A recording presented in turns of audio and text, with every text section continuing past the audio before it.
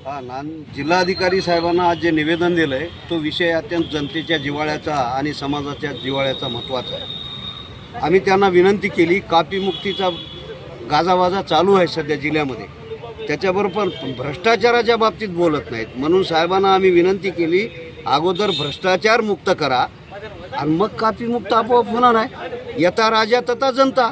राजाच भ्रष्टाचारी झाला तर जनता कशी राहील? 8वी पसतो नापास करायचं नाही, 4थीचा बोर्ड काढला, 7वीचा बोर्ड काढला, त्यांना अभ्यास करायची गरजच नाही आणि मुंडकं धराले देऊन 12वीला आलं की 10वी पास झालं की नीटला ॲडमिशन कसं काय मिळते? 12वी पास झाल्याशिवाय नीटच्या कोचिंगला ॲडमिशन मिळायला नाही पाहिजे.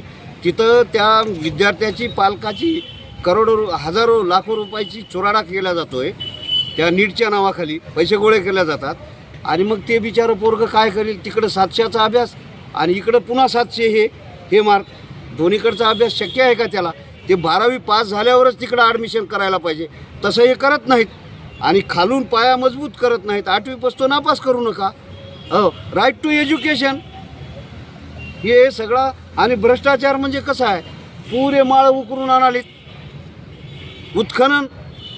वाळू गरिबाला मिळत नाही झोपडं बांधायला आणि घर बांधायला मंजूर झालं तर निसर्गानं तयार केलेली फुकट, काही सरकारच्या प्रयत्नामधून तयार झालेली गोष्ट नाही, तिथे मिळत नाही. त्याच्यावर हल्ले होतात, वाळू माफिया तयार होतात.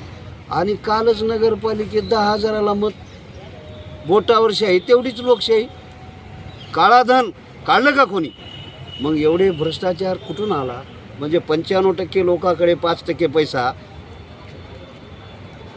आणि 5% लोकांकडे 95% पैसा. ज्याच्या घरात पैशाचा ढीग जळाला, केस नाही होत, मध्ये जात नाही. तुमच्या आमच्या घरात होऊ द्या. निवेदनामध्ये काय विषय दिलेला आहे? हेच विषय दिलेले आहेत. यथा राजा तथा प्रजा विषय हो का इथं आहे, वाचून दाखवू थोडक्यात. आपल्या अध्यक्षतेखाली कापीमुक्तीचा मोठा गाजावाजा चालू आहे. कापी ठीक आहे, परंतु कापी करण्यासाठी शासन जबाबदार आहे. याबद्दल कधी चिंतन केले का? 12वी पास झालं की मुक्त विद्यापीठात ॲडमिशन, त्याला TCची गरज नाही, झेरॉक्सवर ॲडमिशन, डिग्री घेणार आणि परत इक्वल डिग्री. रेग्युलरची डिग्री BSc असेल, BCom असेल, BA असेल, तिकडली ते मुक्त विद्यापीठाची डिग्री, म्हणजे घरी बसून पुस्तक घेऊन पास व्हा. काय चालू आहे हे? नंगानाच तसं यांनीच केलं आहे. गुणवत्ता तर सरकारनं घसरली, याला जबाबदार शासन आहे. म्हणून आधी शासनाचं डोकं ताळ्यावर आलं पाहिजे. विद्यार्थ्याचा आपोआप ताळ्यावर येईल. विद्यार्थ्याच्या मागं लागून कोणी आत्महत्या करील, उगं तितकं मागं लागायची गरज नाही. कोणापाशी लिहवलंही नाही तर त्याचं सेंटर रद्द. पर्यवेक्षक गेला आहे, चळचळ कापालेत परीक्षेला यायला. आणि 2-4 तालुक्यातच काय आमचे पर्यवेक्षक बदललेत, शाळेवरचा माणूस ठेवला नाही आणि बाकी तालुक्यात नाही. या जिल्ह्यातल्या 16 तालुक्यापैकी 16 तालुक्याला न्याय नाही, भेदभाव आहे. त्याच्यामुळे हे निवेदन देऊन डोळे उघडायचा धंदा केला आहे आम्ही आज.